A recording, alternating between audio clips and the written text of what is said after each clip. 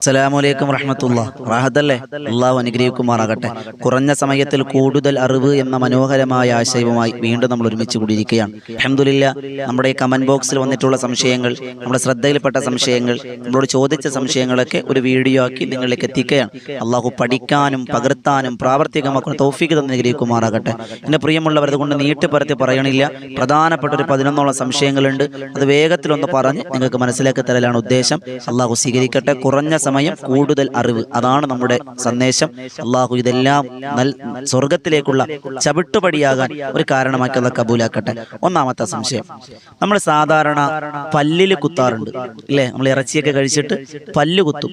പല്ല് കുത്തിയിട്ട് ആ കിട്ടുന്ന അവശിഷ്ടം ഉണ്ടല്ലോ, നമ്മളിപ്പോൾ ഇറച്ചി തിന്നും, ഇറച്ചിയുടെ കഷ്ണം പല്ലിനകത്തുണ്ടാവും. നമ്മളെ കുത്തിയെടുക്കുന്ന അത് തിന്നാൻ പാടുണ്ടോ ഇല്ലേ എന്നുള്ളതാണ് ഒരു സംശയം. സ്വാഭാവികം നല്ലൊരു സംശയമാണ്, കണ്ടതിൽ വെച്ച് നല്ലൊരു സംശയം എനിക്ക് തോന്നി. അപ്പൊ അതിനുത്തരം, നമ്മൾ പല്ല് കുത്തുമ്പോൾ ചില ആളുകൾ ഈർക്കിൽ വെച്ച് കുത്തും, ചില ആളുകൾ പിന്ന് വെച്ച് കുത്തും, അല്ലെങ്കിൽ എന്തെങ്കിലും വെച്ച് കമ്പോ എന്തെങ്കിലും വെച്ച് കുത്തും. നമ്മൾ നാവ് കൊണ്ടാണ് ആ പല്ലിനിടയിലുള്ള ഭക്ഷണത്തിന്റെ അവശിഷ്ടം ബാക്കി നമ്മൾ എടുക്കുന്നത് എങ്കിൽ അത് നമുക്ക് കഴിക്കാം, പ്രശ്നമില്ല. അതല്ല, നമ്മൾ കൈ കൊണ്ട് വേറെ എന്തെങ്കിലും വസ്തുക്കൾ കൊണ്ടാണ് കുത്തിയെടുക്കുന്നത് എങ്കിൽ അത് കഴിക്കാൻ പാടില്ല, നമ്മൾ തുപ്പിക്കളയണം. മനസ്സിലായില്ലേ?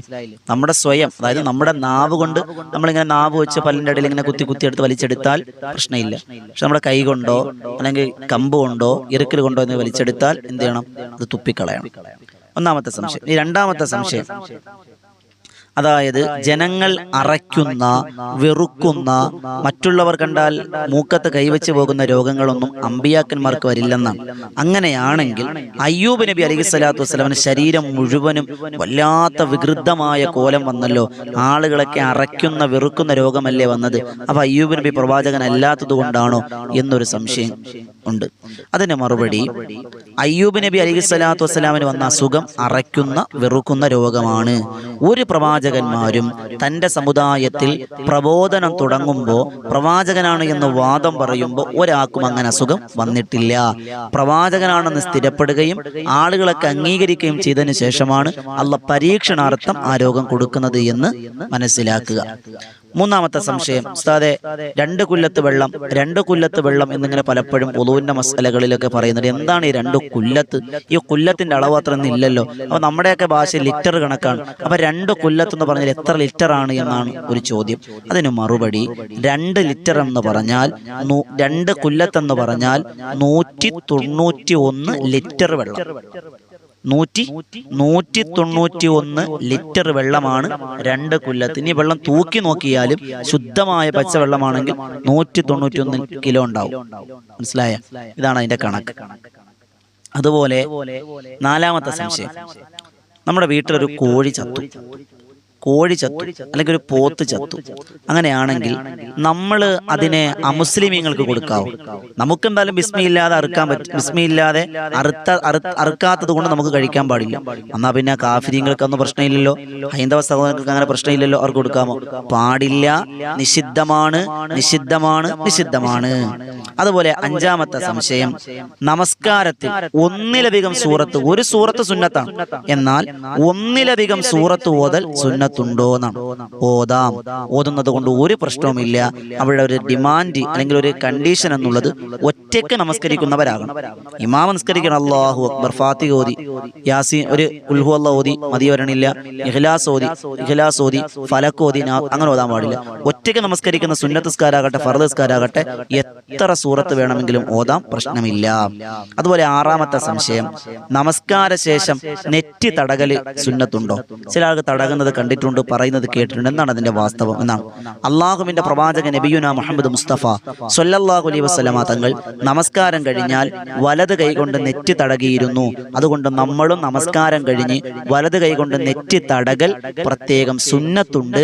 അത് ഇത്തിബാഉ സുന്ന, നബി തങ്ങളുടെ സുന്നത്തിനെ പിൻപറ്റലാണ്, അതിന് പ്രതിഫലവുമുണ്ട് എന്ന് കർമ്മശാസ്ത്ര പണ്ഡിതന്മാർ നമ്മെ രേഖപ്പെടുത്തുന്നുണ്ട്.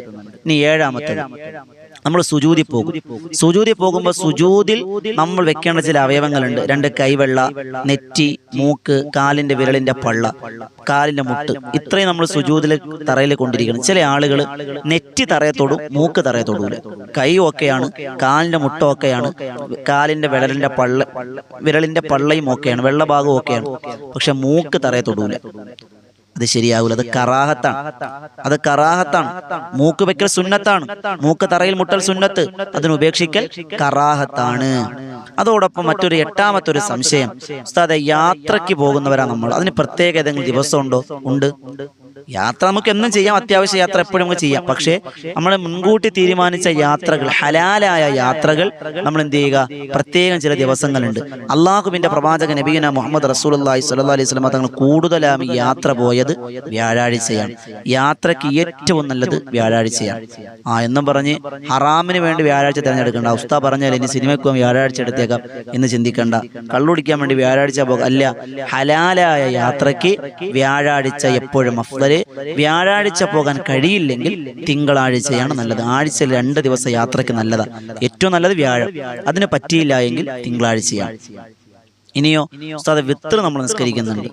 ഈ വിത്ർ നിസ്കരിക്കുമ്പോൾ തഹജ്ജുദ് നിസ്കരിക്കുന്നവരുമാണ് നമ്മൾ. എന്നാൽ തഹജ്ജുദ് നിസ്കാരത്തിന് മുമ്പാണോ തഹജ്ജുദിന് ശേഷമാണോ വിത്ർ നമസ്കരിക്കേണ്ടത്?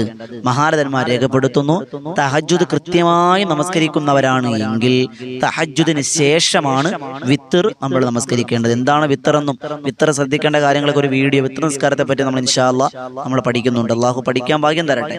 അതോടൊപ്പം 10ാമത്തെ സംശയം, ഒരു പ്രധാനപ്പെട്ട സംശയം. ഉസ്താദെ, ഒരു സഹോദരി ചോദിച്ചതാണ്, ഉസ്താദെ ഞാൻ ഹജ്ജിന് പോകാൻ വേണ്ടി കൊടുത്തു, എൻ്റെ പേര് വന്നു, അൽഹംദുലില്ലാഹ്, ക്ലാസ്സിനൊക്കെ പോയി.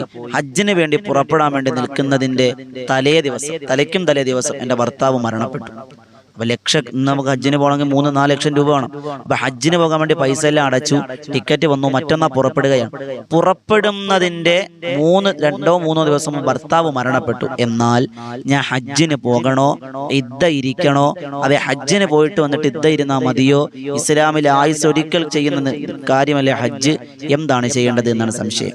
അതിന് മറുപടി, ഭർത്താവ് മരിച്ചാൽ ഉടൻ തന്നെ ഇദ്ദ ഇരിക്കണം, ഹജ്ജിന് പോകാൻ പാടില്ല. ചിലപ്പോൾ സാമ്പത്തിക നഷ്ടമുണ്ടാകും. എന്നാലും കർമ്മശാസ്ത്ര പണ്ഡിതന്മാർ പറയുന്നു, ഇസ്ലാമിന്റെ വിധി ഹജ്ജിന് പോകലല്ല.